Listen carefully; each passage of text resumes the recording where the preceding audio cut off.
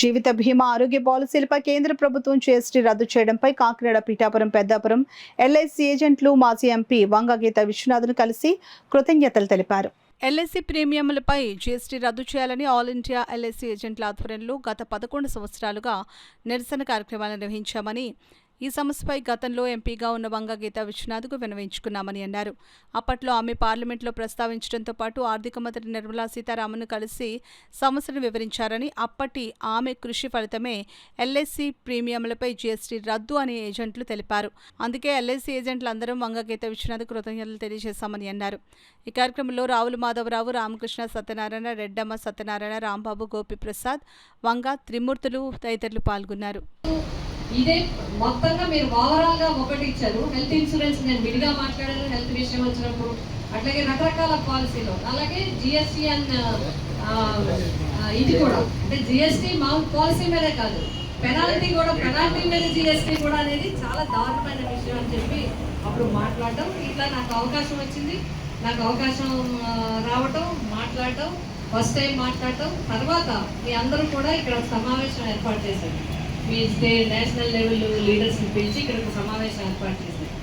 నాకు ఇక్కడ సమావేశం అయిన తర్వాత ఢిల్లీలో నేషనల్ లీడర్స్ వివిధ రాష్ట్రాల నుంచి వచ్చి కలిసినప్పుడు వాళ్ళందరికీ నేను ఒకటే చెప్పాను, మేమందరం కూడా ఎంతైనా కూడా ఇది పొలిటికల్గా కూడా ఉంటుంది. ఖచ్చితంగా మీరు ఎవరైతే బీజేపీ ఎవరైతే గవర్నమెంట్లో ఉన్నారో వాళ్ళందరూ కూడా ఉన్నారు కాబట్టి స్టేట్ వైజ్ మీరందరూ కూడా పోరాటం చేస్తే తప్పకుండా సాధ్యం, విజయం సాధించడానికి అవకాశం ఉంటుందని చెప్పి చెప్పడం జరిగింది.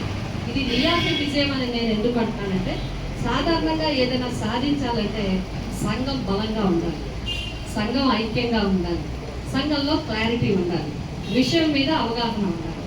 ఏదైతే విషయాన్ని పట్టుకుంటున్నామో దాన్ని పట్టుకుని సాధించే వరకు అందరూ ఒక మాట మీద ఉండాలి. అప్పుడు తప్పకుండా విజయం సాధిస్తామనడానికి నిదర్శనం ఏంటంటే నియాబి ఈ రోజు సాధించిన విజయం. ఇది ముందుగా మన తరఫున మనందరి తరఫున హృదయపూర్వకంగా ప్రధానమంత్రి గారికి, అదేవిధంగా ఆర్థిక మంత్రి నిర్మలా సీతారామన్ గారికి, వారి స్టేట్ మంత్రులందరికీ, వారి చైర్మన్ గారికి, ఎండి మొత్తం అందరికీ కూడా నేను హృదయపూర్వకంగా మీ అందరి తరఫున, మీ కుటుంబాల తరఫున ధన్యవాదాలు తెలియజేస్తాను. నిర్ణయం తీసుకుని ఆ నిర్ణయం ఒకటి ఇక్కడ ఏజెంట్స్కే కాదు, ఏజెంట్స్ ఎట్లాగైనా కష్టపడతారు, బట్ పబ్లిక్కి చాలా రిలీఫ్ వచ్చింది. కస్టమర్స్ అందరికీ కూడా చాలా, ఎవరైతే పాలసీ హోల్డర్స్ పాలసీ తీసుకోవాలనుకుంటున్నారో ఇందులో ఇన్వాల్వ్ అయ్యారన్నారో వాళ్ళందరికీ, అంతేకాదు రెట్రాస్పెక్ట్ ఇవ్వడం ఒకటైతే హెల్త్ దాని మీద నిజంగా ఇచ్చిన రిలీఫ్, అందరూ కూడా పాలసీ హోల్డర్ ప్రతి ఒక్కరూ అవేర్నెస్ వచ్చింది, వాళ్ళ హెల్త్ ఇన్సూరెన్స్ చేసుకోవాలని చెప్పి ప్రతి ఒక్కరికి. అందులో ఇది చాలా మంచి అవకాశం.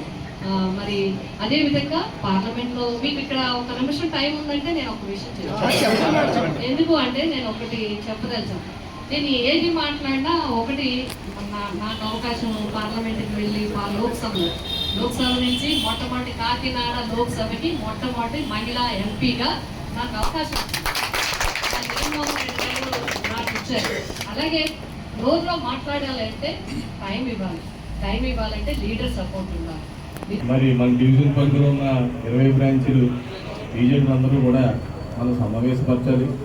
కానీ ఈరోజు మరి 22వ తారీఖు నుంచి కూడా జిఎస్టీ రద్దు అవుతున్న కారణంగా దగ్గర అందుబాటులో ఉన్న ఈ 4 బ్రాంచీలు కూడా మన లీడర్ని ఏజెంట్ని కూడా ముఖ్యంగా ఆల్ ఇండియాలోనే 13 లక్షల మంది ఏజెంట్లకి 40 కోట్లు మన పాలసీ హోల్డర్లు కూడా జరిగిన ఈ లాభాన్ని మనం ఇది ఏదైతే మనం సాధించి మేడం గారు ద్వారా పార్లమెంట్లో మాట్లాడించి మేడం గారు నిజంగా ఆ సబ్జెక్ట్ని అర్థం చేసుకుని చాలా విపరీతపరంగా క్షుణ్ణంగా ప్రతి వ్యక్తికి కూడా అర్థమయ్యేటట్టుగా, అలాగే రిప్రజెంటేషన్ కూడా నిర్మలా సీతారామన్ గారికి ఇచ్చి, గడ్కరీ గారికి ఇచ్చి, అలాగే మన ఎల్ఐసి చైర్మన్ గారు ముంబై ప్రత్యేకంగా శ్రద్ధ తీసుకుని వెళ్ళి కలిసి నిజంగా ఈ డిమాండ్ నా సోదరులు 13 లక్షల మందికి దేశంలో ఉన్న 40 కోట్లు పాలసీ హోల్డర్లు కూడా న్యాయం జరుగుతుంది, ఇది అన్యాయమైన విషయం అని చెప్పి గుర్తించి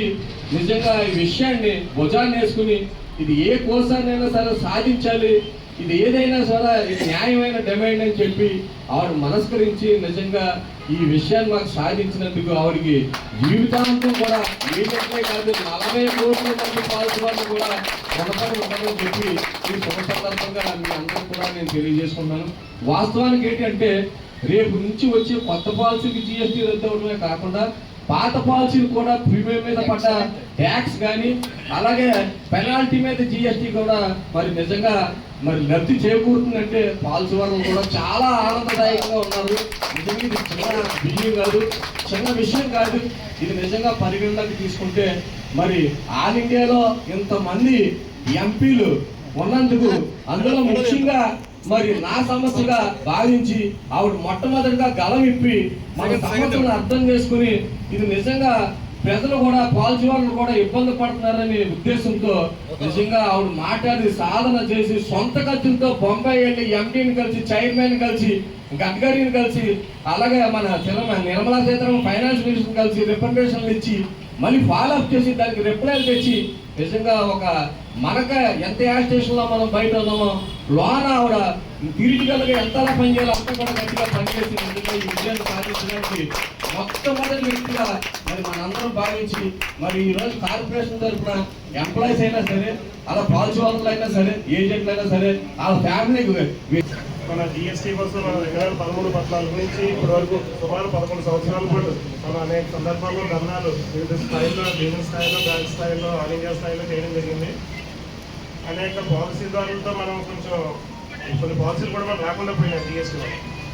సో ఈ జిఎస్టీ గురించి ఈ 11 సంవత్సరాల్లో మనం అనేక సందర్భాల్లో మన ఆల్ ఇండియా నాయకులు కానీ ఇండియన్ నాయకులు కానీ ప్రయత్నించినప్పటికీ ఎప్పటికీ కూడా మనకి ఈ రోజు వరకు కూడా మనకి రాలేకపోయింది. కాకపోతే ఏంటంటే మన గీతా మేడం గారు మన మహమ్మద్ గారి సభకు ఆల్ ఇండియాలోనే ఎవరు మాట్లాడుతూ మొట్టమొదటి ఎంపీ పార్లమెంట్లో మొట్టమొదటిసారిగా మేడం గారు మన సమస్యగా పోరాడి మేడం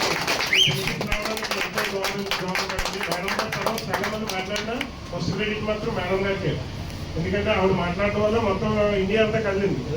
ఆల్ ఇండియా లీడర్లకు లేని ఒక వాళ్ళు ఏ రకంగా ప్రయత్నించాలో కూడా తెలియని పరిస్థితుల్లో మన డివిజన్ నుంచి మాధవరావు గారు మన ఎంపీ మేడం గారిని సంప్రదించి దానికి సంబంధించిన మెమోరాండం అంతా సమర్పించి దాన్ని మన ఆల్ ఇండియా స్థాయిలో మాట్లాడే విధంగా మేడం గారిని ఒక పార్లమెంట్లోనే మాట్లాడటం కాదు, చైర్మన్ గారిని కలవడం జరిగింది, ఎంపీ గారిని కలవడం జరిగింది, నిర్మలా సీతారామన్ గారిని కూడా కలవడం జరిగింది.